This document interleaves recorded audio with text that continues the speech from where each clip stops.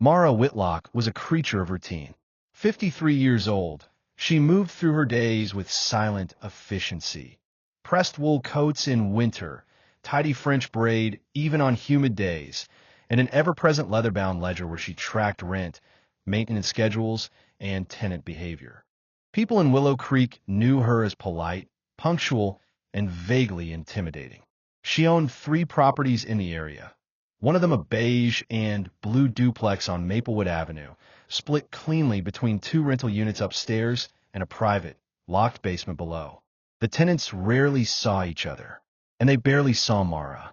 But when she came by, she left behind handwritten notices in curled cursive, tucked under doors like blessings or warnings. Rent due by 5th. Thank you. Please keep noise levels respectful. Snow must be cleared from stairs per city bylaw. One tenant, Amanda Perez, once joked, she's like a hall monitor who grew up and became her landlord. No one laughed too loudly. Jessica Tran had moved into Unit 2 of the Maplewood duplex the previous October. 28, newly single, and working as a night shift nurse at the nearby Westbridge General Hospital, she kept to herself.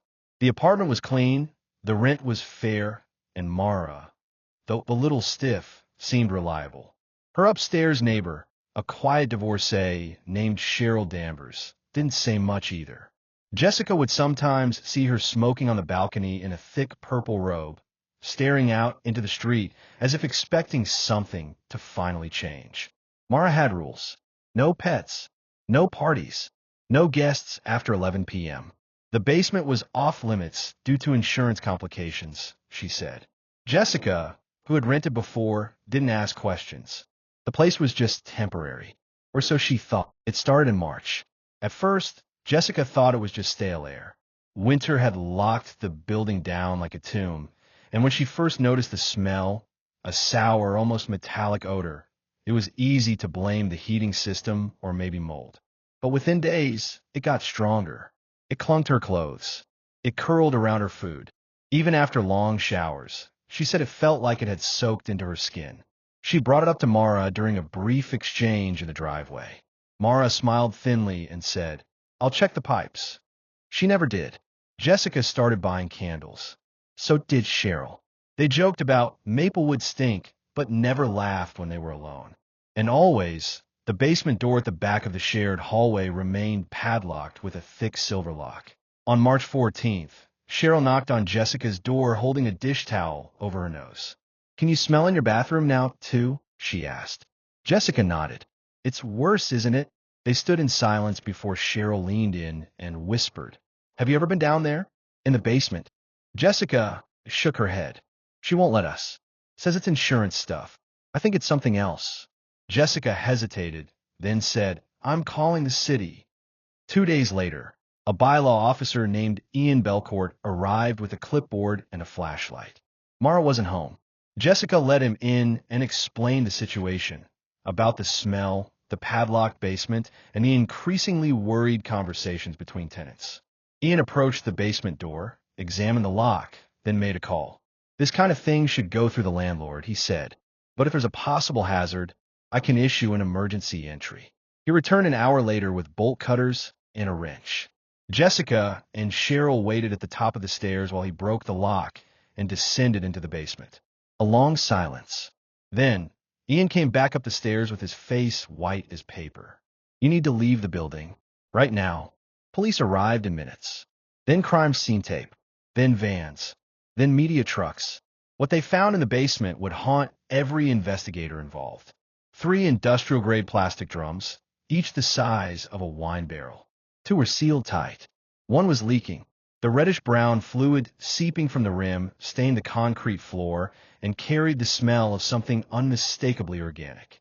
Inside the barrels, the dismembered remains of 3 individuals. They were wrapped in black plastic, packed with lye and sawdust. Initial forensic reports indicated the bodies had been in the basement for well over a year. One even longer. The city went silent. Mara Whitlock was nowhere to be found. When the news broke, reporters scrambled for photos. But there were barely any. Mara Whitlock didn't have a digital footprint. No social media, no public family photos. Even in an age where everyone left traces behind, Mara seemed to live deliberately in the shadows. Her tenants described her as punctual, cold, and distant. Neighbors said they rarely saw her except for the occasional grocery run or property check. She lived alone in an old brick house on Silver Birch Lane, about 20 minutes from the Maplewood duplex. Her house, though well kept, was eerily sterile. No personal touches, no family portraits. Even the bookshelf contained only city bylaws, tax records, and property law manuals. Investigators began peeling back her life like layers of dried wallpaper. And underneath, they found rot. In 1997, Mara had been the legal guardian of her younger brother, Simon. He was 15 when their parents died in a house fire. Mara, then 25, inherited everything: insurance money, property, and custody of her brother. Simon was described in school records as withdrawn, anxious, and highly dependent.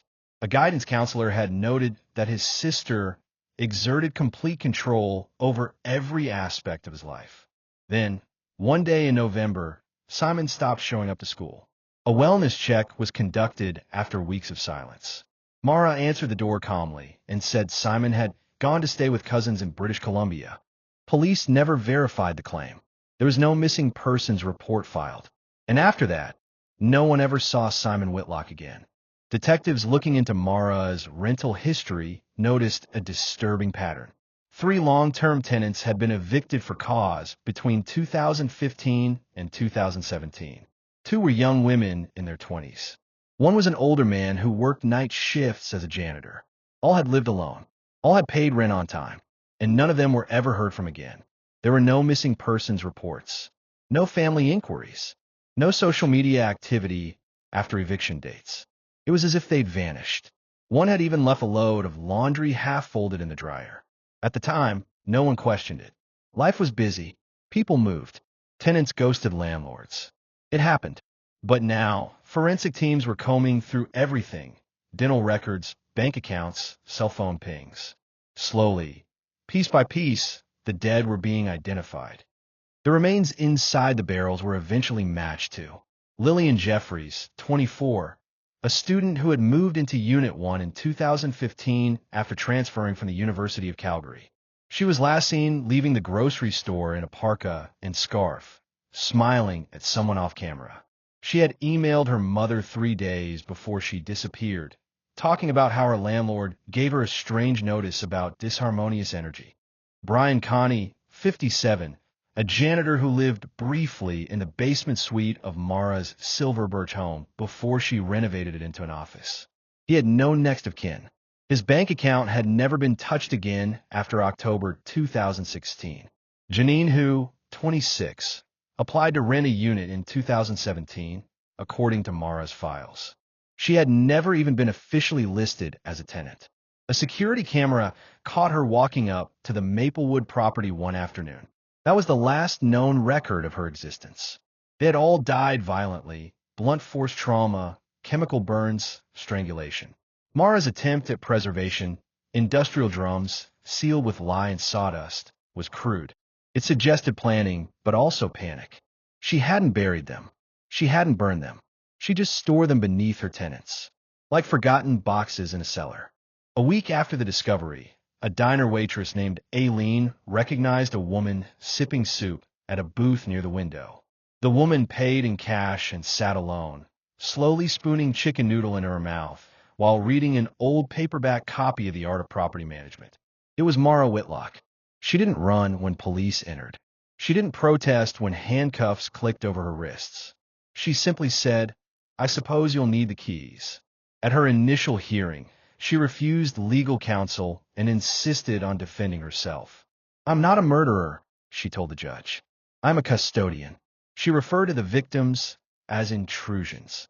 She believed they were disturbing the energetic frequency of her dwellings. Psych evaluations were ordered immediately. 2 court-appointed forensic psychologists spent weeks evaluating Mara. What they uncovered was both shocking and eerily methodical. Mara was highly intelligent, scoring in the superior range on IQ tests, and exhibited obsessive-compulsive traits, perfectionism, and severe narcissistic personality disorder with paranoid features. She had developed a deeply entrenched delusional belief that certain people emitted disruptive vibrations. In her handwritten journals, she kept charts rating tenants on their frequency behavior, noting things like Brian's footsteps, erratic, low-frequency discord. Lillian sings off-key in the kitchen, constant drain. Janine asks questions, dangerous curiosity. Over time, Mara convinced herself these tenants were not just problematic, but existential threats to the harmony of her spaces. So she removed them, like a cleaner wipes a smear from glass.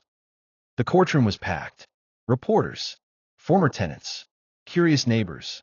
The families of the victims sat together, a thin line of grief and disbelief holding them in their seats as Mara took the stand. She wore her usual gray skirt suit and carried a folder full of handwritten notes. She addressed the court as though giving a seminar on urban maintenance. Her tone was calm, her logic chilling. They did not belong in my buildings, she said flatly. They were unaligned. The prosecution played audio from her interrogation, where she confessed in eerie monotone. I didn't kill them for pleasure. I corrected the balance. It was never personal. It was necessary. The jury took less than 3 hours to convict her on all counts. Triple homicide, unlawful disposal of remains, obstruction of justice. Mara Whitlock was sentenced to life in prison with no possibility of parole. She showed no emotion. The Maplewood property was demolished 3 months later. The lot remains empty. Weeds curl around the edges of the broken sidewalk. Children cross the street rather than walk past it. Jessica Tran moved away shortly after the trial. Cheryl Danvers sold everything and left town. In her final interview, Jessica said, I still hear it sometimes. The faint sound of that drum creaking open in the dark. I don't even know if it really made a sound, but in my head it does. Mara remains incarcerated at St. Clair's Psychiatric Prison in Northern Ontario. She spends her days cataloging inventory in the prison library. Her behavior is described as exemplary. She has never shown remorse. When asked during a final psychological evaluation if she regretted her actions, she responded, Regret implies error.